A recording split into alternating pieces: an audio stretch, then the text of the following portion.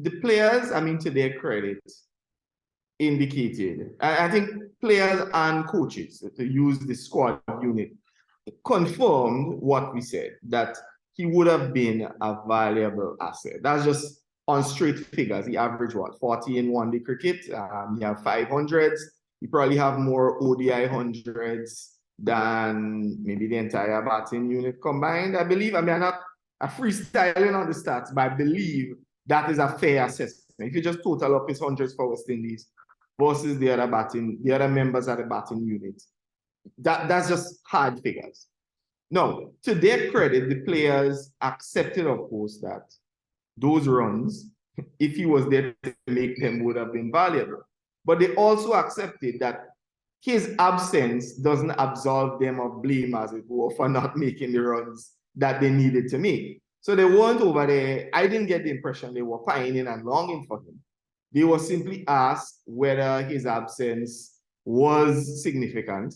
And I think they accepted that it was, as any reasonable, sensible person would do. You know, no team could afford to lose 30 and 40 runs, especially in a tournament like that where the batting unit failed, and with 20 or 30 runs in either the first or the third match, we wouldn't be having this conversation.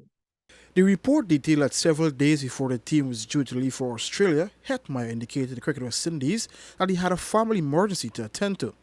This family emergency meant that it would be difficult for Hetmyer to make his originally scheduled flight. Cricket West Indies rebooked Hetmyer to travel from Guyana to Australia on October 3. This meant that Hetmyer would miss the warm-up matches on October 5th and 7th against Australia, but would have been available for the World Cup matches.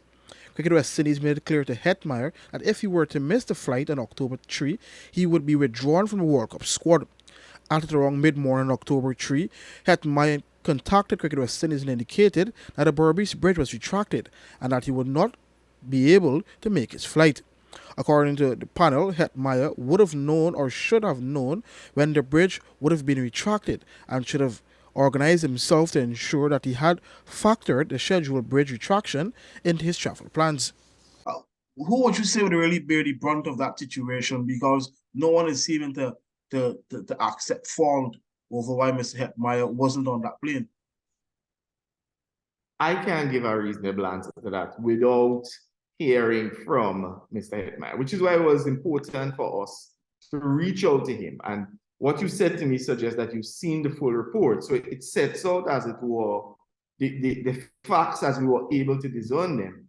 And I think what's important for the Guyanese public is to understand that we did not consult with anyone at Cricket West Indies until it became clear that we would not have been able to speak with Mr. Hetmyer. It was, in our view, it was important to hear from him first without delving into whatever Cricket West Indies was saying. And then we would have been able to say to Cricket West Indies, this is what Mr. Hetmyer is saying, what is your position? And then we could have advanced a clear position. I don't think our mandate was to assign fault. You will see in the report, we make it clear that we don't know if there was any domestic emergency. It's no secret he's a family man. If there was any domestic emergency or something that prevented him from getting to the bridge at a particular time. I have to give him, we have to give him the benefit of the doubt, as it was. Look, without hearing from him, we don't know. And I don't think it's a matter of fault. I think Cricket West Indies said what they said because there's a chronology, there's a lead up to that second flight. And I think it's entirely a matter for them, the decisions that they took. I don't sit here to critique the decision to remove him after that second incident. The panel hopes that a rapprochement of some sorts can be arrived between Hetmyer and Cricket West Indies, given the value that he has to the current talent pool. For the newsroom, Akeem Greene.